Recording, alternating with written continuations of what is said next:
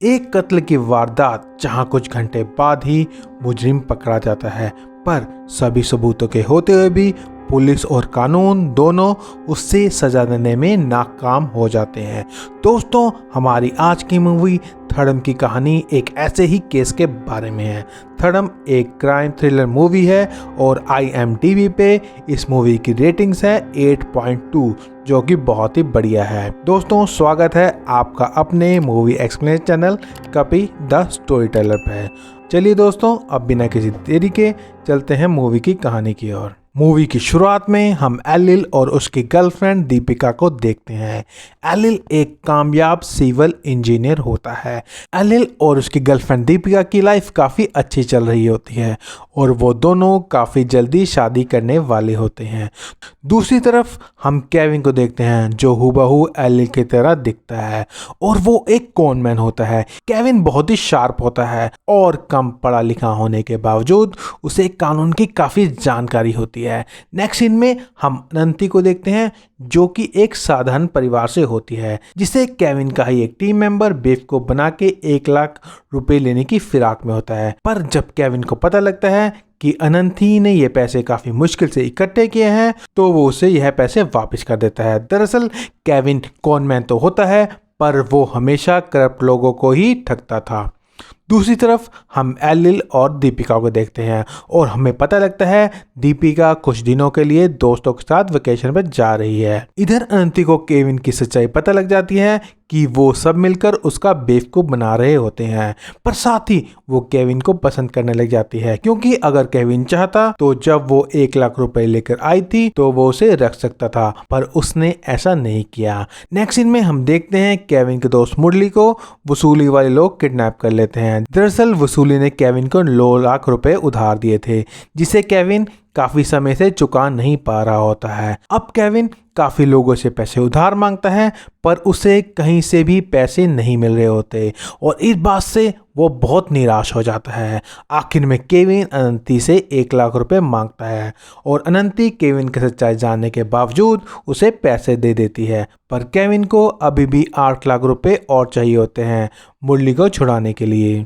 अब हम एलिल को देखते हैं, जो अपने दोस्तों के साथ पार्टी कर रहा होता है और पार्टी से वह यह कहकर जल्दी निकल जाता है कि उसे सुबह ऑफिस जाना है। दोस्तों, अब आगे कई सीन ऐसे हैं जहां में नहीं बताया गया है ये केविन है या फिर एलिल। जब कोई ऐसा सीन आएगा तो मैं इन दोनों का नाम ले दूंगा, आप प्लीज थोड़ा एडजस्ट कर लेना। अब हम एलिल या केविन को देखते हैं, जो किसी शख्स का बड़ी बेरहमी से कत्ल कर देता है। दोस्तों, अब मूवी में एंट्री होती है सब इंस्पेक्टर विद्या की, जो कि एक ईमानदार पुलिस ऑफिसर होती है और वो कल रात हुए मर्डर को इन्वेस्टिगेट कर रही होती है। पुलिस को शुरुआती छानबीन में पता लगता है कि विक्टिम का नाम आकाश है और उसने वारदात से पहले 10 लाख रुपए बैंक से निकलवाए थे। नेक्स्ट सीन में हम केविन को देखते हैं, जो कि वसूली को पूरे 9 लाख रुपए वापस कर देता है। आखिर केविन एक ही रात में पूरे 9 लाख रुपए कहां से लाया, जबकि पिछली रात तक उसके पास बिल्कुल पैसे नहीं होते हैं। अब कत्ल की वारदात हुए पूरे दिन बीत चुके होते हैं और केस बिल्कुल प्रोग्रेस नहीं कर पा रहा होता है, पर तीसरे दिन सुबह इंस्पेक्टर विद्या के हाथ एक ऐसा सबूत लगता है जिससे केस एकदम रफ्तार पकड़ लेता है। इंस्पेक्टर विद्या को एक पिक्चर मिलती है जिसमें हम एलिल या केविन को वारदात वाली जगह पर साफ साफ देख पा रहे होते हैं।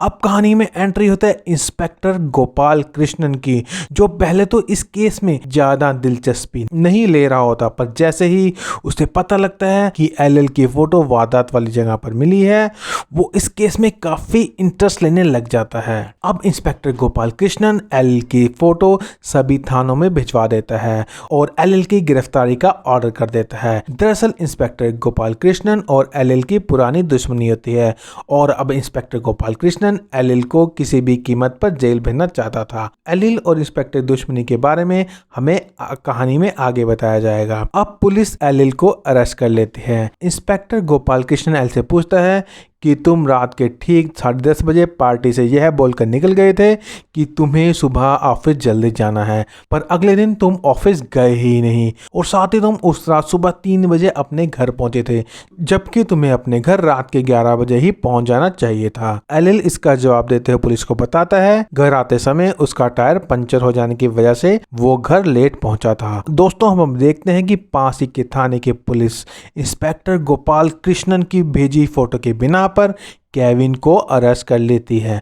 हम देखते हैं कि केविन सब इंस्पेक्टर विद्या पर लाइन मारने लग जाता है। मतलब केविन का स्वैग पुलिस स्टेशन में ही बरकरार रहता है। अब पुलिस केविन के दोस्त मुरली से पूछताछ करती है और पुलिस मुरली को शहर ना छोड़ के जाने को बोलती है। दोस्तों, पुलिस को यह तो पता लग जाता है कि केविन या एलिल दोनों में से कोई एक कातिल है, पर वो कौन है और उसने यह खून क्यों किया, यह अभी भी पुलिस के लिए एक अनसुलझा सवाल बना हुआ था। पर इंस्पेक्टर गोपाल कृष्णन किसी भी कीमत पर एलिल को कातिल साबित करने में लगा हुआ था। अब हमें आकाश यानी कि विक्टिम के बारे में पता लगता है। आकाश का ना तो कोई खास फ्रेंड सर्कल होता है और ना ही उसका कोई दुश्मन होता है।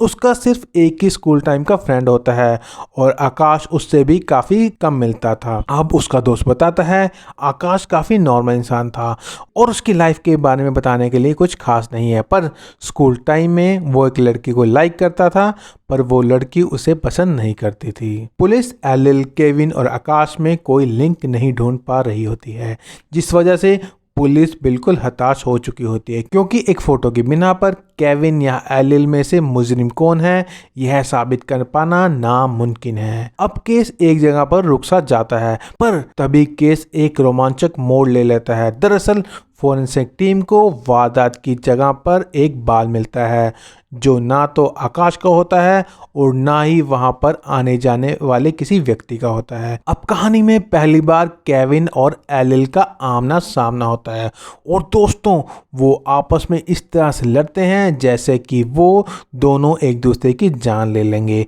अब हमें पता लगता है वो दोनों एक दूसरे को जानते हैं और वो दोनों जुड़वा भाई होते हैं और बचपन में ही उन दोनों के माँ बाप अलग हो गए थे। एलिल अपनी माँ के साथ रहता था और केविन अपने बाप के साथ रहता था।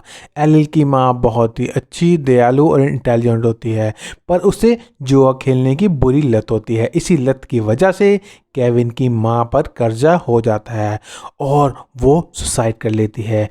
केविन की मां के सुसाइड के बाद एलिल के फादर केविन को अपने पास ले आते हैं, पर केविन और एलिल में आपस में कभी भी नहीं बनी। एलिल और केविन के फादर उन दोनों को लॉ करवाना चाहते थे, पर एलिल लॉ नहीं करना चाहता था। दूसरी तरफ केविन लॉ तो करना चाहता था, पर उसे कॉलेज जाना पसंद नहीं था और उसने लॉ की सारी किताबें घर पर ही पढ़ ली थी। उन दोनों की फादर की डेथ के बाद वो दोनों आपस में कभी नहीं मिले, पर कुछ दिनों से केविन एलिल पर नज़र रख रहा होता है और हम देखते हैं कि वो दोनों एक दूसरे से बहुत नफरत करते हैं। अब केविन और एलिल खून का इल्जाम एक दूसरे पर डालने की कोशिश करते हैं। एलिल केविन के बारे में बताता है कि वो दिमागी तौर पर सही नहीं है, यहाँ तक कि केविन पागल खाने में भी रह के आ चुका है और वहाँ पर केविन ने डॉक्टर पर हमला तक कर दिया था। दोस्तों, हद तो तब होती है जब केविन भी एलिल के बारे में बिल्कुल यही बताता है। अब इंस्पेक्टर विद्या को फोरेंसिक टीम से फोन आता है। आपको याद होगा कि फोरेंसिक टीम को वारदात वाली जगह पर कातिल का बाल मिलता है और उस बाल का डीएनए और केविन और एलिल का डीएनए सेम होता है। दरअसल केविन और एलिल एक खास तरह के ट्विंस होते हैं जिन्हें आइडेंटिकल ट्विंस कहते हैं और आइडेंटिकल ट्विंस का डीएनए सेम होता है। मतलब डीएनए से भी पता नहीं लगाया जा सकता कि कत्ल केविन ने किया है या फिर एलिल ने, और इन्वेस्टिगेशन वहीं पे आके खड़ी हो जाती है जहां से शुरू हुई थी। अब हम केविन के दोस्त मुरली को देखते हैं जो शहर छोड़कर जा रहा होता है। दरअसल केविन ने मुरली को कहा था कि अगर पुलिस मेरे बारे में तुमसे पूछताछ करे तो तुम शहर छोड़ के भाग जाना।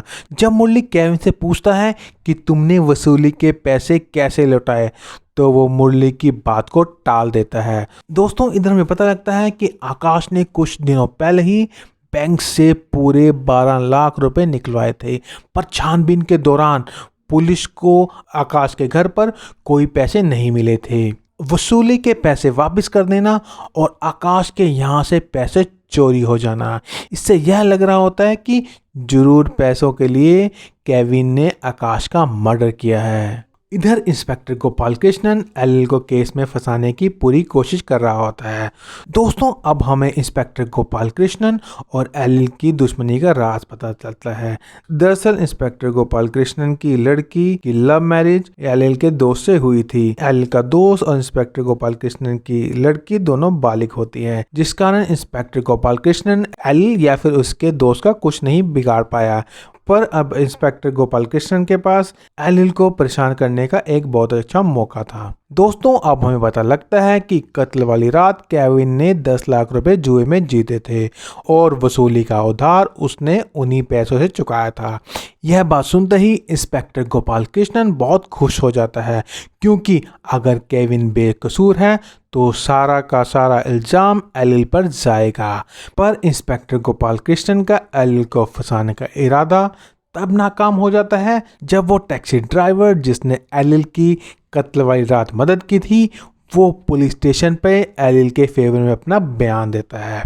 अब आकाश मर्डर केस कोर्ट में चला जाता है। कोर्ट यह तो जानती थी कि आकाश का कातिल केविन या एलिल में से कोई एक है, पर उन दोनों में से वो कौन है यह पता नहीं लगाया जा सकता था और कोर्ट किसी भी हालत में किसी बेकसूर को सजा नहीं दे सकती है, जिस कारण कोर्ट उन दोनों को छोड़ देती है। अब कुछ दिनों बाद हम इंस्पेक्टर विद्या को देखते हैं, जिसकी नज़र अचानक ही एलिल के गर्लफ्रेंड दीपिका की फ़ोटो पे जाती है और उसे यह बहुत ही अजीब लगता है कि दीपिका एलिल से मिलने एक बार भी पुलिस स्टेशन नहीं आई। अब सब इंस्पेक्टर विद्या दीपिका के बारे में खोजबीन करने लग जाती है और दोस्तों यहाँ खुलता है इस मूवी का सबसे बड़ा राज।